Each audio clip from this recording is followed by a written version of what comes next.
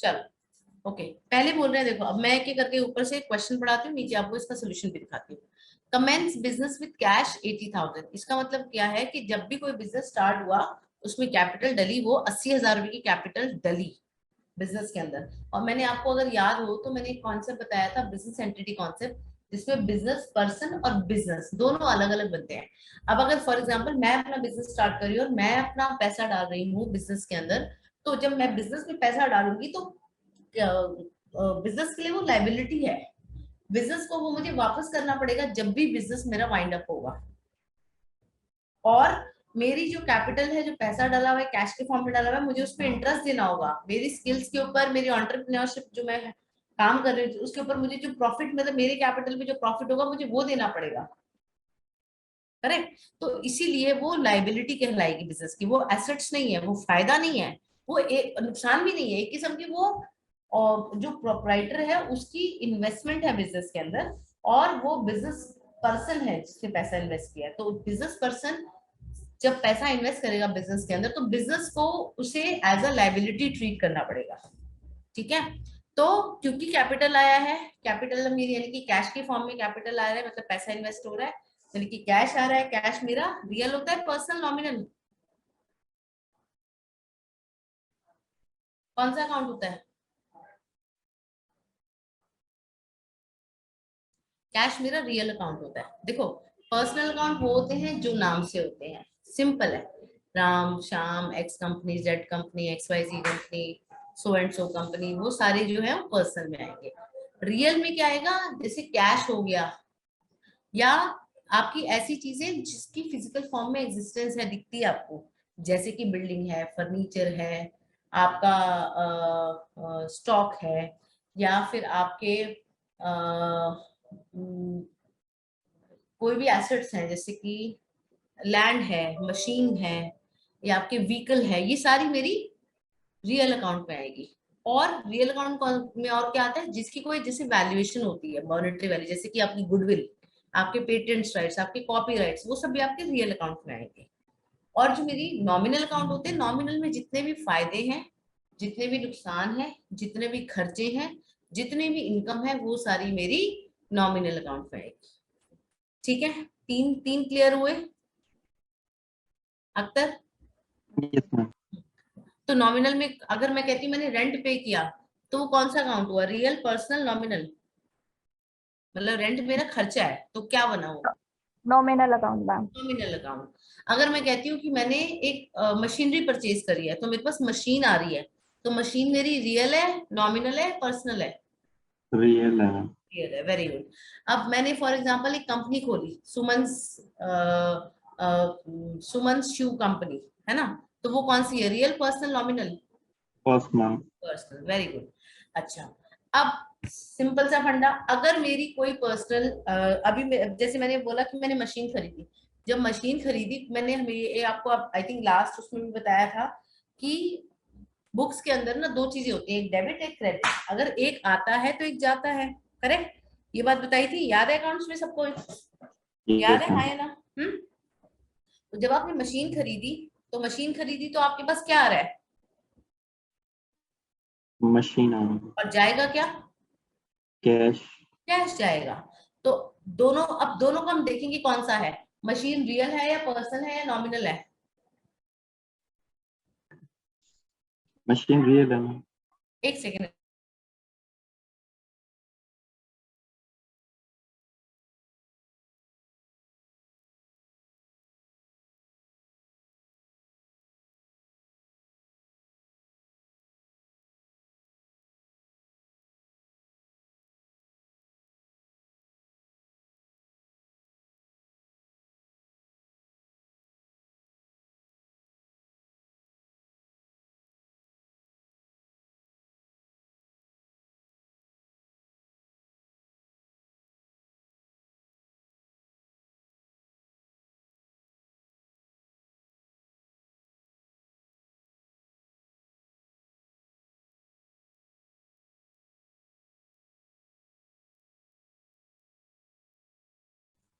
ठीक है, तो अब हमारा, आपने बोला कि मशीनरी मेरी रियल अकाउंट है, वेरी गुड। तो रियल अकाउंट, और जो मेरा जो गया है कैश, वो कौन सा अकाउंट है? मैम नॉमिनल है वो। कैश नॉमिनल है, नहीं पर्सनल हुआ ना वो तो। कैश पर्सनल हुआ, नाम से है क्या कैश? बट किसी के अकाउंट से तो जा रहा है नहीं ना। ये नहीं मैम वो नॉमिनली हुआ ना। कैसे? सैलरी अकाउंट वगैरह ये सब तो मतलब पैसा अगर सैलरी, सैलरी खर्चा है, लेकिन कैश तो रियल अकाउंट है ना। Yes ma'am. कैश एक फिजिकल चीज है, हाथों में आप उस कागज को, नोट जिसकी वैल्यू देख सकते हो, छू सकते हो, है ना। जी मैम। तो कैश मेरा रियल अकाउंट है। तो जब मशीनरी खरीदी तो मशीनरी भी रियल अकाउंट है और मेरा कैश भी रियल अकाउंट है। अब जब हम रियल अकाउंट का रूल देखते हैं, रियल अकाउंट का रूल क्या बोलता है? Debit what comes in, credit what goes out. Means debit जो आ रहा है और क्रेडिट जो जा रहा है। अब मेरे पास क्या आ रहा है मशीन और कैश में से? Ma'am machine. मशीन तो है, मशीन मेरी, कैश है, हाँ मशीन मेरी डेबिट, और कैश Yes. मेरा क्रेडिट। क्रेडिट। क्रेडिट। अब समझ में आया डेबिट क्रेडिट का फंडा जी मैम। सबको? Akhtar?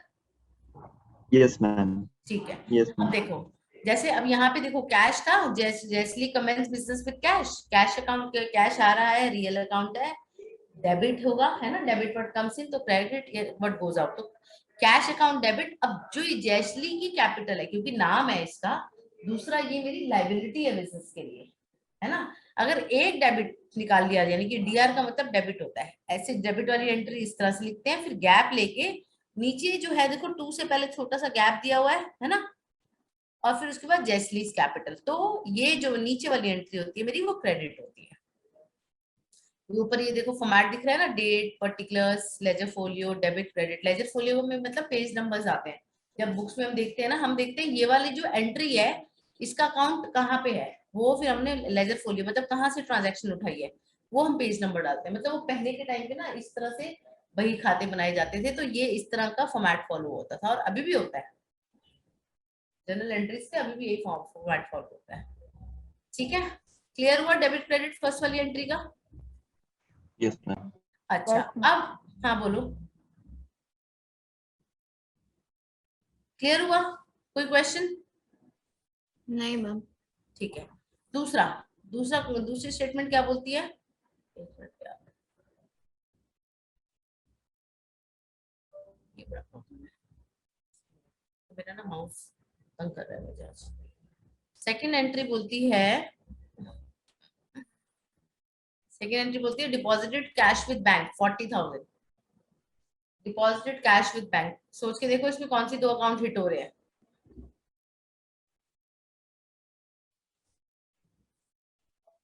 Ma'am real and personal.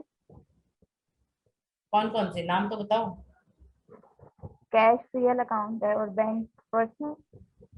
Bank personal, are you sure? No ma'am.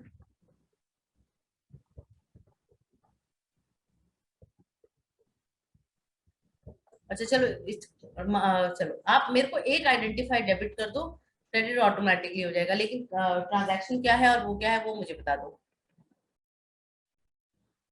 Debit credit identify करके दे दो मुझे, लॉजिक दे दो उसका, बस समझ में आ जाएगा।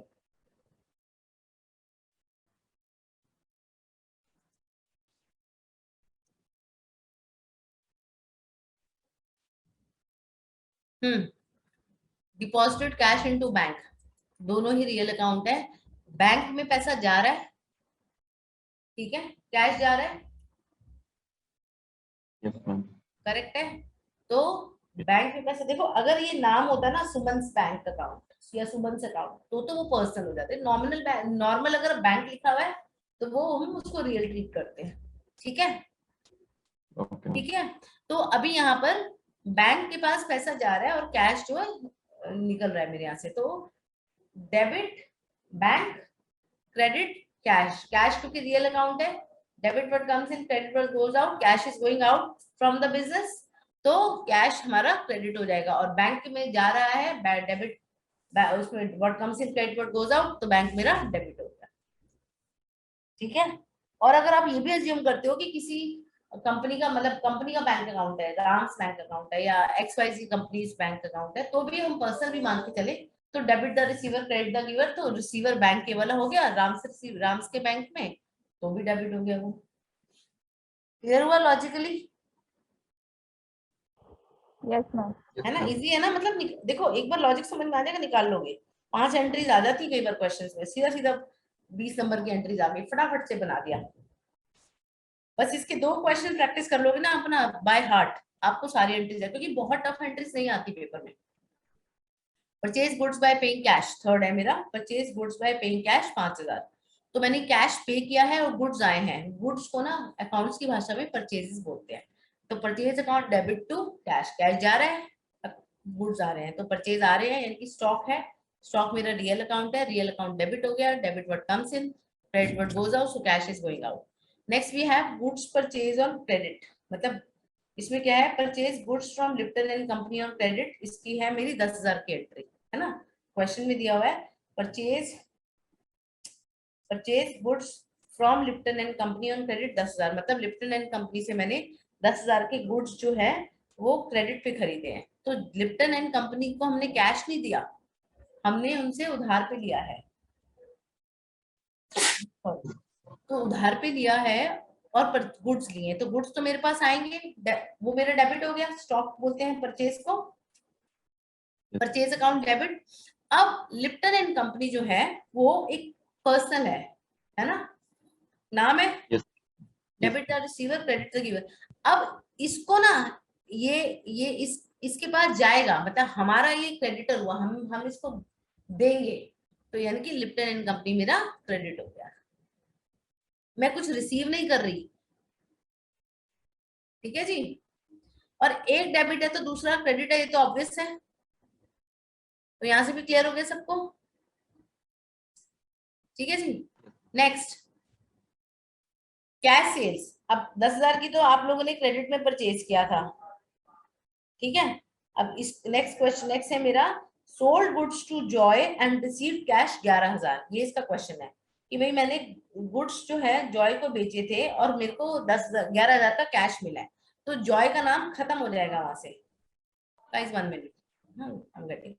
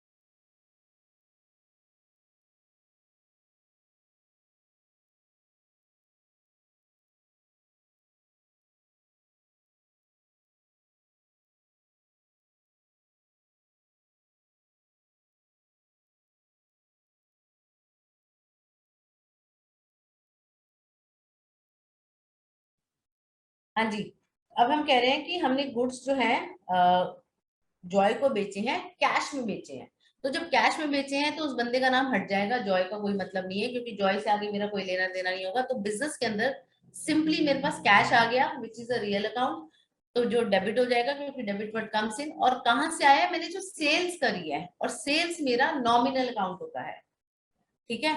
और नॉमिनल अकाउंट का रूल होता है debit all expenses and losses, credit all income and gain. तो क्योंकि ये मेरी इनकम है, ये मेरा गेन है, ये मेरा फायदा है, तो सेल्स अकाउंट जो है वो क्रेडिट हो गया, ठीक है, क्लियर? Yes, ma'am. पक्का ना, ऊपर से तो नहीं जा रहा। नेक्स्ट नहीं, paid ma'am. Salaries by cash, ये वाला तो तुम लोग बता दोगे मुझे। पेड सैलरीज बाय कैश 5,000, क्या एंट्री बनेगी?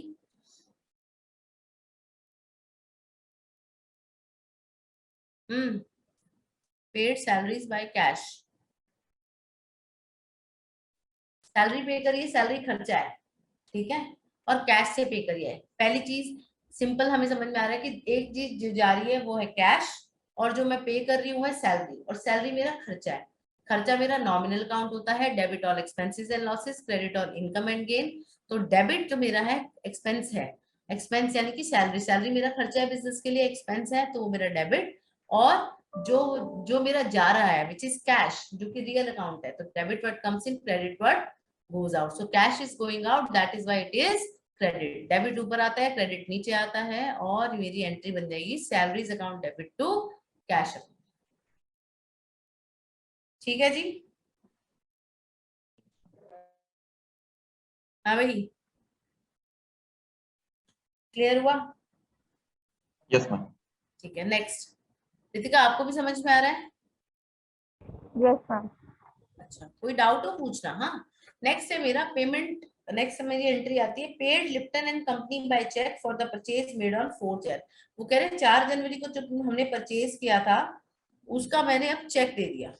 ठीक है, हमने कितने का परचेज किया था? हमने 10,000 का परचेज किया था, उसके लिए हमने उसको चेक दे दिया। तो चेक दे दिया, चेक किसको जाएगा? लिप्टन एंड कंपनी को। और चेक जा रहा है, इसका मतलब कैश नहीं जा रहा, बैंक जा रहा है, बैंक से पेमेंट होगी उसकी।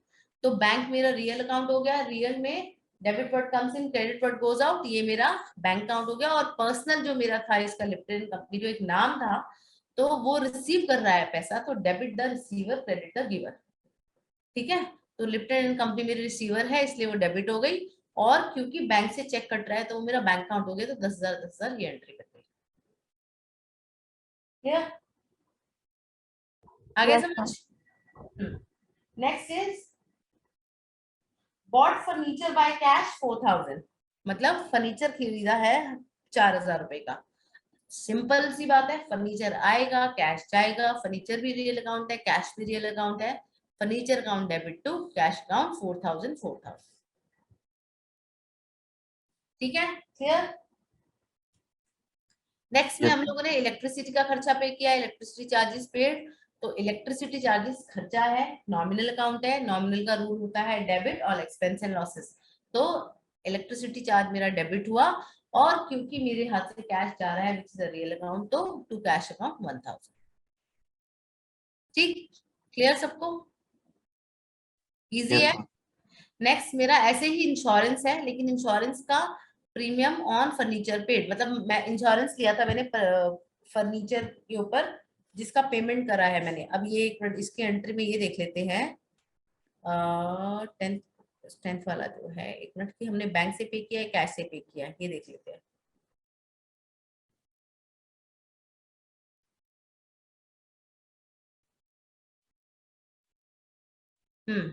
ओके, बैंक से पे किया, bank paid insurance premium on furniture as per standing instructions 300, यानी कि 300 का हम लोगों ने बैंक में जैसे लगा देते हैं ना, वो ऑटो डेबिट नहीं हो जाता, हर महीने खर्चा जो है इंश्योरेंस का माइनस होता जाएगा वहां से, मतलब सीधा सीधा बैंक पे कर देगा इंश्योरेंस कंपनी को। ऐसा पता है ना सबको? ऑटो डेबिट हो जाती है ट्रांजैक्शन, ये मालूम है ना सबको? Yes ma'am. जैसे हम अपने में भी तो लगा देते हैं कि जैसे आप फॉर एग्जांपल वो ले लेते हो, आरडी ले लेते हो, रेकरिंग डिपॉजिट जिसको बोलते हैं बैंक में। भाई आपकी सैलरी है, इस सैलरी में से इतना अमाउंट कट के सीधा सीधा बैंक में डायरेक्टली डिपॉजिट हो गया। या कोई हमने किसी को ट्रांसफर करना होता है हर महीने, तो हम बार बार ना करके उसमें वो 10 ट्रांजेक्शन को ऑटो डेबिट कर देते हैं कि हर महीने इतना इतना कट जाएगा। ऐसे ही जो कंपनीज होती है ना, अपने कुछ जो रेगुलर खर्चे हैं वो बैंक को ही दे देते हैं कि भाई आप हर महीने इतने पैसे वहां पे ट्रांसफर करते जाना। ठीक है, तो जब आप बैंक ने पे किया है, यानी कि हमारे यहाँ पे मेरे बैंक से, यानी कि मेरे कंपनी के अकाउंट से जो है वो पैसा इंश्योरेंस का पे हुआ है, तो इंश्योरेंस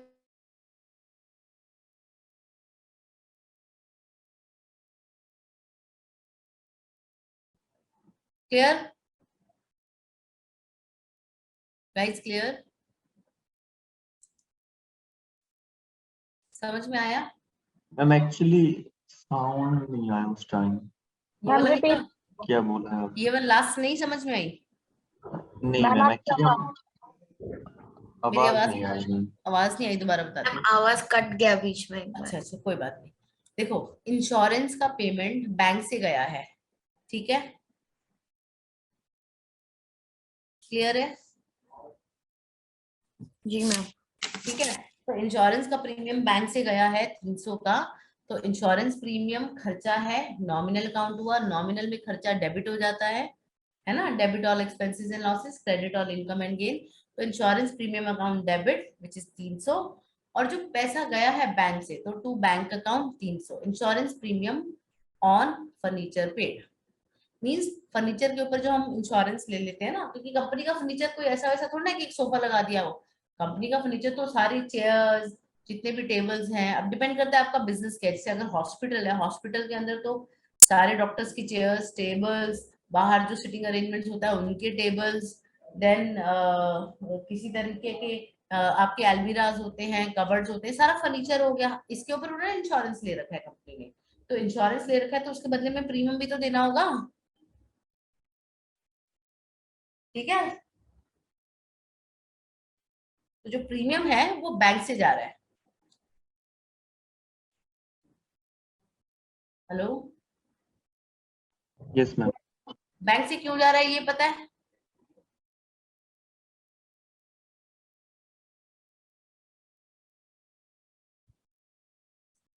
बैंक से क्यों जा रहा है, बैंक क्यों पे कर रहा है?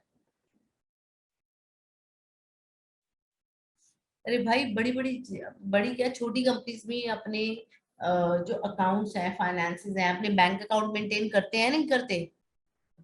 Yes ma'am. उसमें कुछ ऑटोमेटिक ट्रांजैक्शंस भी होती है ना, जिसमें वो लगवाते हैं कि भाई हर महीने इतना इतना पैसा यहाँ ट्रांसफर होता रहे, हर महीने इतना इतना पैसा वहां ट्रांसफर होता है, ये मेरे चेक्स लगने चाहिए, इनकी मेरी ऑटो डेबिट ट्रांजैक्शंस होंगी। तो ये सारी चीजें आपको नहीं मालूम क्या? आपके खुद के बैंक अकाउंट के अंदर भी तो हर महीने कुछ ना कुछ, अगर आप फॉर एग्जांपल अगर आप बैंक में जाते हो, बैंक से कोई सर्विसेज लेते हो, या आप कहीं आपकी रेगुलर पेमेंट हर महीने आपको करनी होती है, तो आप अगर बैंक में भी ऑटो डेबिट लगवा लेते हो तो आपका ऑटोमेटिकली वो अमाउंट कटता जाएगा ना आपके अकाउंट से, और वहां ट्रांसफर हो जाएगा, हाँ या जी ना? जी हाँ, जी। तो ऐसे ही बैंक जो है ये कंपनीज को सर्विसेज देते हैं कि उनका पूरा ट्रांजैक्शंस, उनकी जो आने हैं जानी है पेमेंट्स, कुछ एक्सपेंसेस रेगुलर वाले।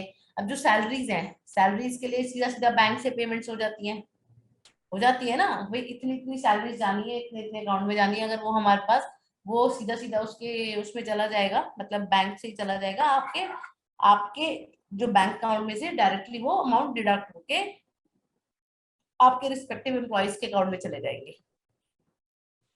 ठीक है। मतलब बैंक आपके बिहाफ पे वो काम कर रहा है, समझ गए?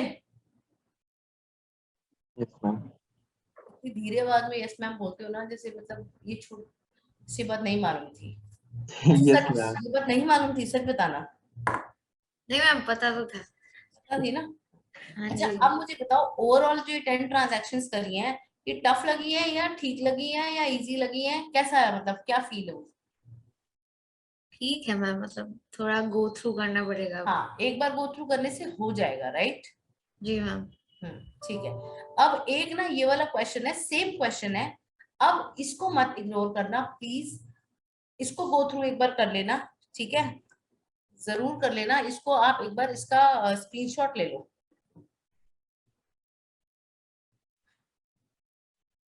और इसको अपने हाथ से ट्राई करना पहले, बिना इसका सोल्यूशन देखे, इसका स्क्रीनशॉट लो। जी मैम लीजिए। ले लिया? ठीक है। जी। सेकंड।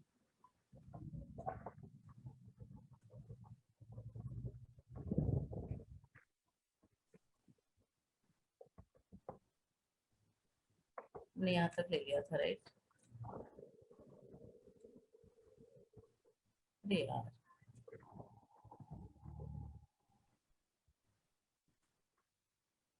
हम्म, इसको और ये भी ले लो, अब ले लो एक और। Done ma'am. Done, okay. Now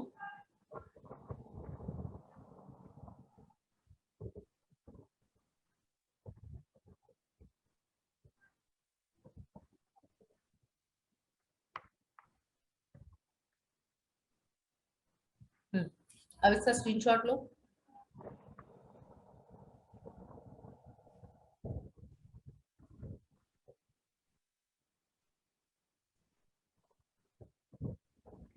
done ma'am.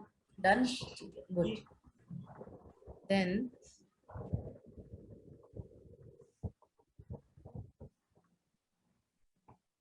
अब इसका भी स्क्रीनशॉट ले लो यहाँ से।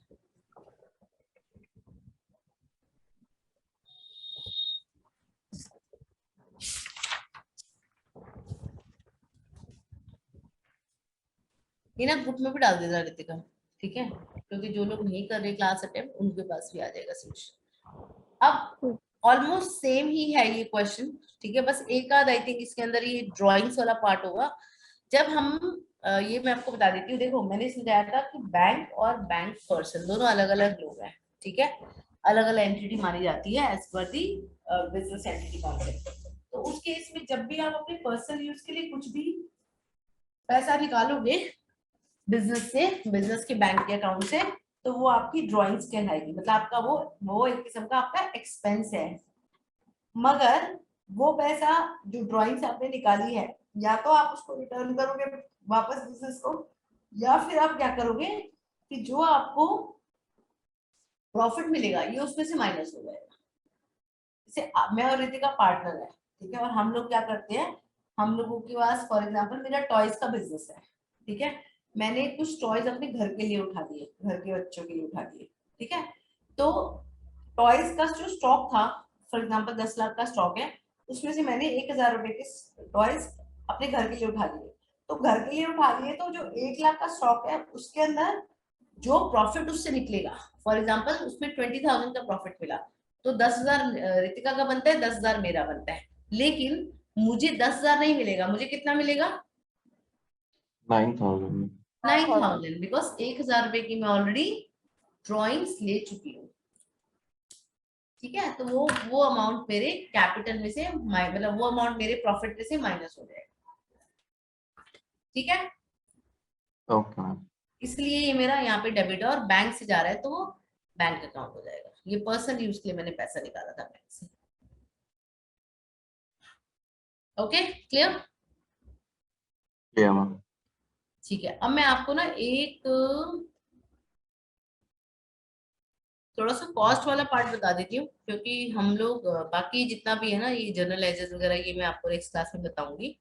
मैं आपको थोड़ा सा कॉस्ट बता दी, क्योंकि कॉस्ट एक ऐसी चीज है जहां से ना कुछ क्वेश्चंस बनेंगे ही बनेंगे, यूनिट है पूरा आपका। तो मैं आपको पहले उसका जिस्ट दे देती हूँ and then we will go for detailed detailed understanding, ठीक है, इसमें डाला हुआ है।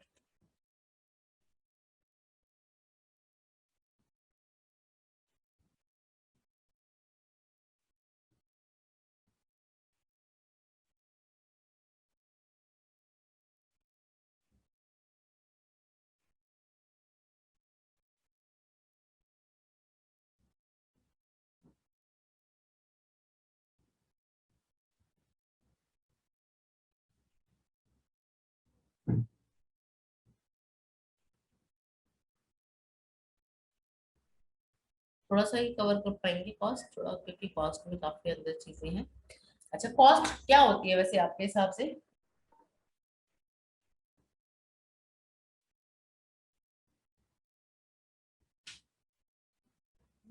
What is cost?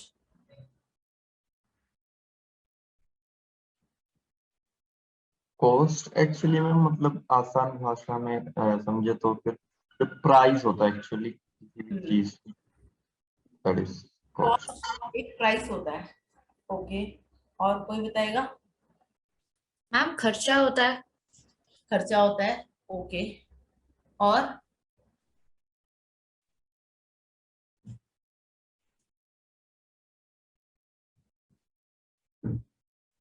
खर्चा किस चीज का होता है Ritika? Ma'am for goods and resources, और गुड्स के लिए जो हम पे करते हैं उस चीज का खर्चा। ओके ओके, देखो कॉस्ट मींस लागत, राइट, मींस कोई भी चीज पाने के लिए जो आपको बदले में देना पड़ेगा वो आपको कॉस्ट है ना, मतलब या तो फाइनेंशियल फॉर्म में पैसा, या फिर वो रिसोर्सेज जो आपको लगाने पड़ेंगे कोई भी चीज को प्रोड्यूस करने में, खरीदने में, लाने में, वो आपकी कॉस्ट होती है। One moment guys.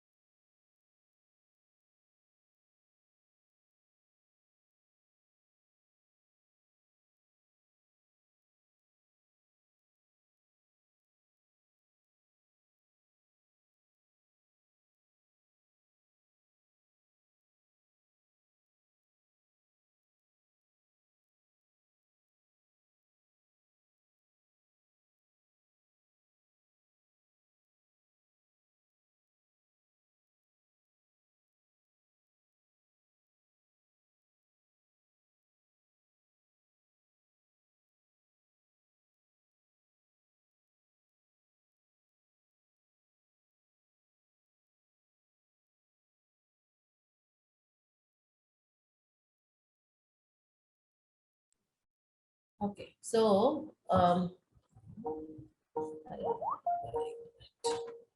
guys, one moment.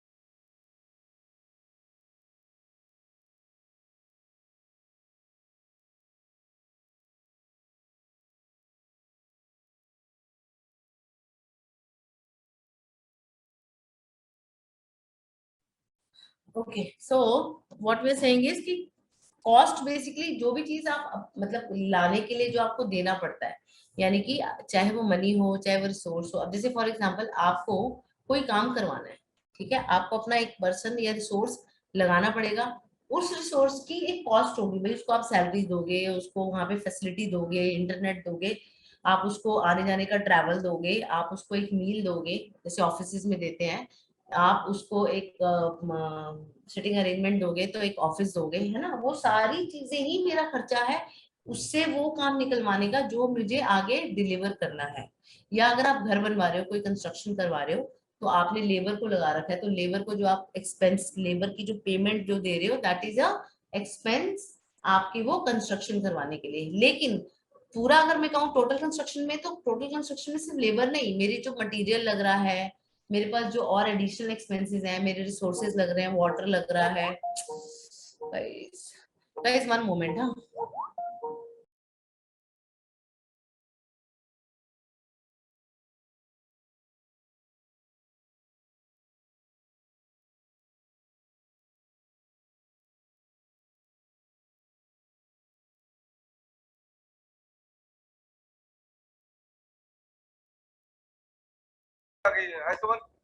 हाँ जी विकास, मुझे 5 मिनट दे दो ना, मैं एक चीज कर रही हूँ, वो मेरी नहीं, आधा रह जाएगा फिर।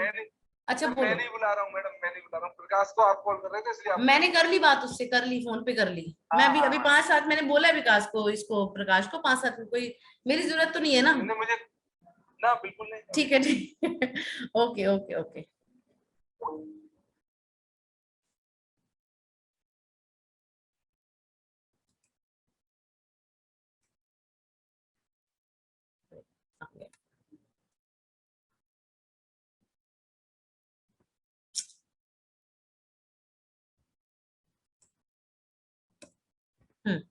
ठीक है, हेलो। Yes, ma'am. हाँ sorry guys, sorry. Yes ma'am. Okay, now when we say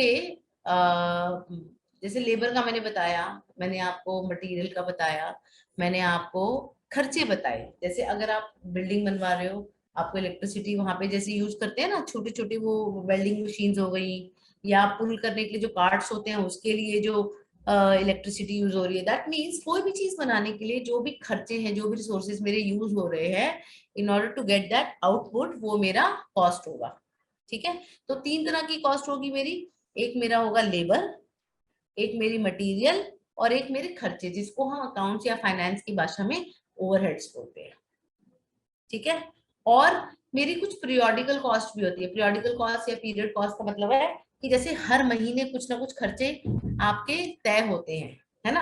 जैसे फॉर एग्जांपल आपने इन्वेस्टमेंट ले रखी, पैसा ले रखा है और वो आप अपने बिजनेस में लगा रहे हो, उसके बदले में अगर आप इंटरेस्ट पे कर रहे हो, तो वो मेरी हर महीने जाएगी, है ना, Yes, हर महीने ma'am. जाएगी, तो that will be my period cost. Correct है, Yes, ma'am. ठीक है। अच्छा, अब कुछ दूसरी टर्म्स होती हैं, ये तो मैंने आपको टाइप्स बता दिए। कुछ टर्म्स कॉस्टिंग में जो है कॉस्ट को लेके होती है। एक होती है मेरी फिक्स कॉस्ट। फिक्स कॉस्ट मेरी वो होती है जो मेरी, आप उसमें 0 प्रोड्यूस करो यूनिट, या आप 100 प्रोड्यूस करो या 1000 प्रोड्यूस करो, वो आपकी सेम रहेगी। ठीक है, एक टाइम फ्रेम तक वो सेम रहेगी। जैसे कि एक बिल्डिंग है, या फिर फॉर एग्जांपल मैं क्लास ले रही हूँ, ठीक है, एक रूम के अंदर क्लास ले, उसमें एक स्टूडेंट बैठा है या 4 स्टूडेंट बैठे हैं, रेंट तो मुझे उस क्लासरूम का सेम ही देना है, Yes, हाँ या ma'am. ना? तो Yes, that ma'am. Is your fixed cost. So fixed cost means those costs that do not vary with respect to changes in output and would accrue even if no output was produced. Accrue का मतलब होता है इकट्ठा होना. अगर आप कुछ भी नहीं बना रहे मगर फिर भी आपको वो पेमेंट तो देनी है, जैसे कि आपका रेंट है, इंटरेस्ट है, प्रॉपर्टी टैक्स है, एम्प्लॉय की सैलरीज है. अब एम्प्लॉय की सैलरी से एम्प्लॉय जो आपके यहाँ पे काम कर रहे हैं, आपका वो माल आगे बिक रहा है नहीं बिक रहा, वो कोई मतलब नहीं, उसके बेसिस पे तो एम्प्लॉयज की सैलरी नहीं जाएगी ना, एम्प्लॉयज की सैलरी तो फिक्स है ना, करेक्ट है? Yes, ma'am. Yes, ma'am. और अगर आपका माल नहीं भी बिक रहा या आप उनसे कोई काम नहीं करवा रहे, आप उनसे आउटपुट नहीं ले रहे, मगर फिर वो आपके ऑफिस में आ रहे हैं अपनी सैलरी, तो उनकी सैलरी तो आपको इकट्ठी, मतलब आप अगर आपने नहीं दी तो आप इकट्ठी होती जाएगी ना, देनी पड़ेगी ना, Yes, है ना? ma'am. रेंट भी अगर इस महीने नहीं दिया आपने, अगले महीने दे रहे हो, तो 2 महीने का इकट्ठा देना पड़ेगा, अक्रू हो जाएगा वो.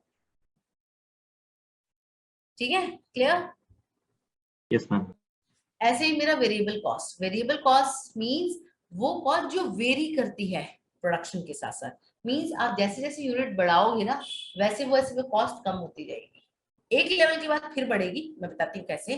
जैसे फॉर एग्जांपल आपने मशीनें यूज करी, ठीक है, एक मशीन से पहले आप 4 यूनिट बनाते थे, उसी मशीन से आप 6 यूनिट बना रहे हो, 7 यूनिट बना रहे हो, तो आपकी पर यूनिट कॉस्ट कम हो जाएगी, क्योंकि जब मशीन चल रही है और इलेक्ट्रिसिटी लग रही है, वो एक यूनिट बनाने में भी उतनी ही उसका रेंट और वो सब है ना, और 4 यूनिट बनाने में उतना ही है. दूसरा, जब आप उसमें 4 यूनिट बना रहे हो तो उसके अंदर जो मटेरियल है वो 4 यूनिट के हिसाब से लग रहा है, लेकिन अगर आप 2 यूनिट बना रहे हो तो 2 यूनिट के हिसाब से लग रहा है.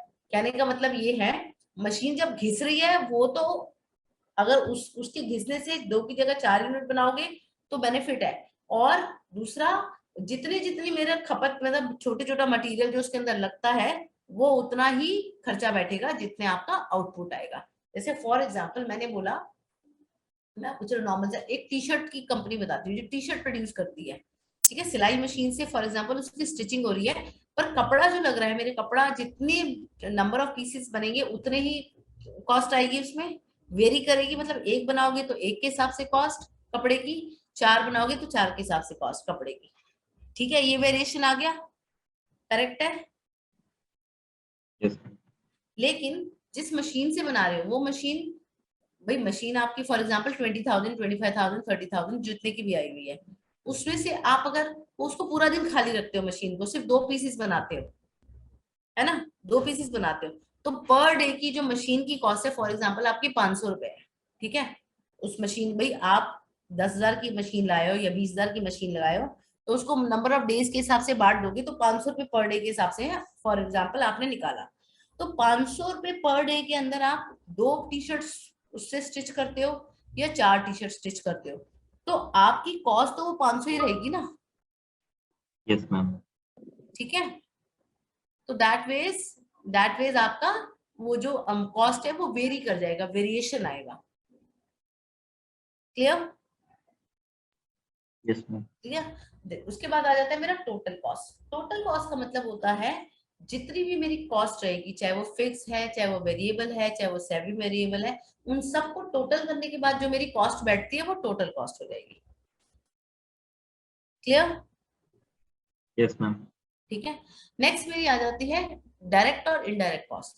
डायरेक्ट कॉस्ट वो कॉस्ट होती है जो मेरी कॉस्ट पे बहुत ज्यादा इम्पैक्ट डालती है, जिसका अमाउंट काफी बड़ा होता है, और इनडायरेक्ट कॉस्ट वो होती है जो डायरेक्टली इम्पैक्ट नहीं डालती और उसका अमाउंट भी छोटा होता है. फॉर एग्जाम्पल, जो मेरा डायरेक्ट लेबर काम कर रहा है, जो मेरी डायरेक्ट मशीनरी लग रही है, वो सीधा सीधा मेरा वो प्रोड्यूस कर रहे हैं, गुड्स प्रोड्यूस कर रहे हैं. लेकिन अब जैसे पैकेजिंग के चार्ज, फॉर एग्जांपल मेरी कंपनी वो बनाती है, आप टी शर्ट्स बनाती है, ठीक है, तो उन टी शर्ट्स में जो मटेरियल लग रहा है, जो लेबर लग रही है डायरेक्टली, वो मेरे डायरेक्टली इन्वॉल्व है, यानी कि उसकी डायरेक्ट कॉस्ट है. इनडायरेक्ट कॉस्ट का मतलब हो गया जैसे जो उसके ऊपर पैकिंग हो गई ना, भाई प्रोडक्ट पे तो वो प्रोडक्ट के लिए वो सिर्फ नॉर्मल पैकिंग है, 5-10 रुपए की पैकिंग ऊपर आएगी, लेकिन वो टोटल कॉस्ट में तो जुड़ जाएगी ना. लेकिन डायरेक्टली वो मेरे बिजनेस पे नहीं है, वो मेरे बिजनेस पे इनडायरेक्ट कॉस्ट है। ठीक है, समझ में आ रहा है? Yes ma'am. Yes, ma'am. देखो टोटल कॉस्ट का जब कोई चीज 10% से नीचे होता है, मतलब 1-2% लग रही हो कॉस्ट, 1-8%, तो वो जिस नॉमिनल अमाउंट हुआ तो that is my indirect cost. Direct cost होती है जो सीधा सीधा मेरे प्रोडक्ट के प्राइस पे इम्पैक्ट डालेगी मोटा मोटा, उसको हम डायरेक्ट कॉस्ट कहते हैं। ठीक है, नेक्स्ट मेरा आ जाता है इंक्रीमेंटल कॉस्ट। इंक्रीमेंटल कॉस्ट ये होता है कि जैसे जैसे मैं 1 यूनिट एडिशनल बनाऊं, मतलब 1 यूनिट बढ़ाने की वजह से जो मेरी एडिशनल कॉस्ट बढ़ी है उसको बोलते हैं इंक्रीमेंटल कॉस्ट, इंक्रीज हुई हुई कॉस्ट। जैसे मैंने 1 यूनिट बढ़ाया वैसे ही मेरी एक जितनी मेरे प्राइस में यानी कि जितने मेरे कॉस्ट में वेरिएशन आया ना, वो वेरीज जो कॉस्ट है that will be my incremental cost. ठीक है, clear? Yes ma'am. Okay good. Next is your opportunity cost. Opportunity cost वो होती है कि कोई चीज पाने के लिए जो पहली चीज मुझे खोनी पड़ेगी वो मेरी अपॉर्चुनिटी कॉस्ट है। फॉर एग्जांपल मैं आपके यहाँ फॉर एग्जांपल जॉब करती हूँ, मुझे 20,000 की सैलरी मिलती है, मुझे एक दूसरी जॉब ऑफर हुई वो 25,000 की है, मैं वहां उसको ज्वाइन करने जा रही हूँ, तो जब मैं ज्वाइन उसको करूंगी तो I have to leave my current job, yes ma'am. है ना? Yes, ma'am. तो अपॉर्चुनिटी को गेन करने के लिए आपने क्या खोया, that is your opportunity cost. Easy, लिख लोगे आराम से? Yes, yes ma'am. Ma'am. Very good, ठीक है। नेक्स्ट मेरी आ जाती है संक कॉस्ट। संक कॉस्ट वो कॉस्ट होती है जो हो चुका, कहते हैं ना अभी खर्चा हो चुका अब उसको छोड़ो, उसको हम कुछ नहीं कर सकते। जैसे कि अगर फॉर एग्जांपल आग लग गई बिजनेस में, है ना, फायर हो गई, फायर की वजह से जो खर्चा हो गया, मतलब जो हिस्ट्री में हो गया ना, जो खर्चा खत्म हो गया, खर्चा खड़ा हो गया, अब उसको हम चेंज नहीं कर सकते और उसको रिकवर नहीं कर सकते, that is your sunk cost. ठीक है, क्लियर? Yes ma'am. ओके, कर लोगे आराम से अब इसको? Yes ma'am. नेक्स्ट जो ये कॉन्सेप्ट्स है ना, ये मैं तो आपको नेक्स्ट क्लास में बताऊंगी क्योंकि इसके अंदर आपको ना एग्जांपल्स भी होंगे। मैं आपको तो रेस्ट मेरा मतलब हम जो मेथड्स और टेक्नोलॉजी मतलब इसकी जो टेक्निक्स वगैरह है ना, ये मैं आपको नेक्स्ट क्लास में बताऊंगी। बट आज मैंने आपको थोड़ा सा जल्दी जल्दी कराया है, स्पेशली मेरा वो जनरल एंट्रीज वाला पार्ट, रीजन भी हम उस पर बहुत ज्यादा टाइम नहीं लगा सकते। और अब आपका ये बनता है, मतलब आपका ये रिस्पॉन्सिबिलिटी है कि आप उसको अच्छे से एक बार प्रैक्टिस करो, वरना आप लोगों को वो भूल जाएगा जर्नल एंट्रीज जो हमने करी है। और गाइस अगर आप पहले वाले क्वेश्चन पेपर्स देखोगे ना, आपके पास जर्नल एंट्रीज के ऊपर पूरा पूरा क्वेश्चन आया हुआ है। ठीक है, तो प्लीज उसको ना जरा अच्छे से मेहनत से कर लेना, उसको प्लीज मिस मत करना। ठीक है, बाकी rest of the things will do it in the next class. आज हम लोगों ने बस इतनी क्लास रखवाई थी। गाइस हम ऐसे रेगुलरली बीच बीच में ले ले क्लास तो आप अटेम्प्ट कर सकते हो ना? Yes Yes, ma'am. ma'am. Ma'am. ठीक है, हाँ, everybody is okay with this? Yes ma'am, yes yes ma'am. Ma'am. Okay. अच्छा मुझे एक चीज और बताओ, जैसे उस दिन हम लोगों ने 8 बजे की क्लास रखी थी, आप लोग नहीं आए थे, उसके बाद में आप लोग आए थे? Yes ma'am. मैं तो आया था। मैं थोड़ा लेट हो गया था, मेरा तो 8:20 हो गया था। अच्छा अच्छा अच्छा, क्योंकि मैं ना 8:15 तक तो मैंने वेट ही किया था, मुझे लगा था हाँ आप हाँ, नहीं मेरा आ रहे थे, 8:20 हो गया था, क्योंकि आधे। मॉर्निंग क्लास थी तो मैंने कहा शायद कोई कम्युनिकेशन गैप ना हो रहा है या बच्चे कई बार सो रहे होते हैं ना, मॉर्निंग से का मन नहीं करता। तो ठीक है, कोई बात नहीं, हम लोग कर लेते हैं ऐसी। बाकी कोशिश करती हूँ बीच में ही खत्म कराने की, नहीं तो हम वीकेंड पे थोड़ा लॉन्ग क्लासेस लेके इसको खत्म करेंगे। ठीक है, बट आप लोग थोड़ा सा ना जो मैं पढ़ा रही हूँ उसको साथ साथ पढ़ते रहो, ताकि एग्जाम पॉइंट ऑफ व्यू से आप लोग रेडी रहोगे। ठीक है, जी यस मैम। मैम। हम्म, चलो, alright then, any question, any query, और shall we wind up? No ma'am. चलो ठीक है then, alright guys, thank you. Thank you ma'am. Okay.